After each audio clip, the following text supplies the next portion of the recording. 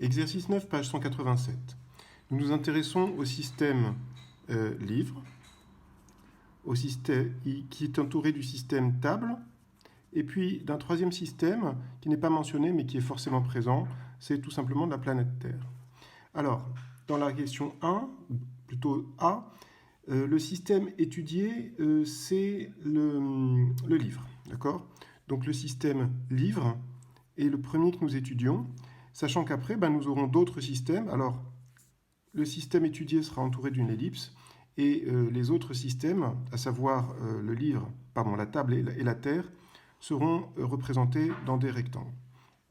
Donc le système livre est au centre, et puis nous allons avoir autour à positionner les systèmes table. Alors on va mettre les deux plutôt en dessous, puisque le livre est au-dessus, hein, l'un à gauche, l'autre à droite, légèrement décalé en termes d'altitude. Donc on va mettre la table à proximité, et puis on va mettre la Terre un peu plus basse.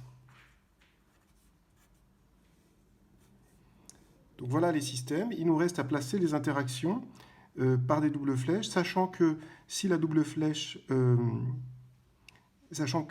flèche doit être en pointillé si l'interaction est à distance, c'est-à-dire qu'il n'y a pas de contact direct entre le livre et la table, ou que même s'il n'y a pas de contact direct, il y a l'interaction. Donc c'est le cas entre le livre et la Terre, puisqu'il y a la force de gravitation qui fait que la Terre attire le livre et que le livre attire la Terre.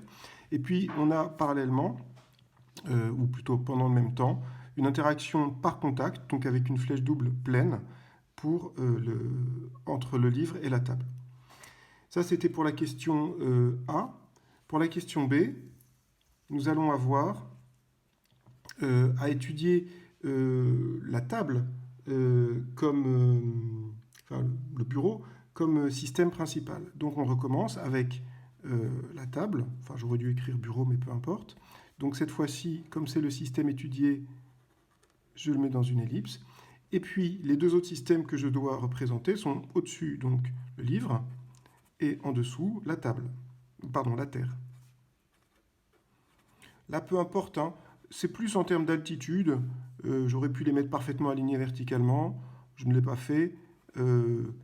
Ça n'apporte pas grand-chose de les aligner parfaitement. En tout cas, ça ne doit pas être aligné horizontalement, ça c'est certain. Donc maintenant, on a la table qui interagit avec un troisième système qu'il faut que je mentionne, c'est le sol. D'accord ? Je vais distinguer Terre, la planète qui attire, et à distance, d'accord ? Et puis le sol, qui lui va repousser la table et empêcher que la table ne descende vers la Terre. Donc je fais un troisième système. Et là, par contre, c'est à distance, c'est par contact. S'il n'y a pas de contact entre la table et le sol, par exemple, vous la posez au-dessus d'un grand trou, elle ne reste pas en lévitation dans l'air, elle descend la table et se rapproche de la Terre par attraction. Ça, c'est une répulsion, ça, c'est une attraction. Et puis, vous avez toujours le livre et la table qui agissent l'un sur l'autre.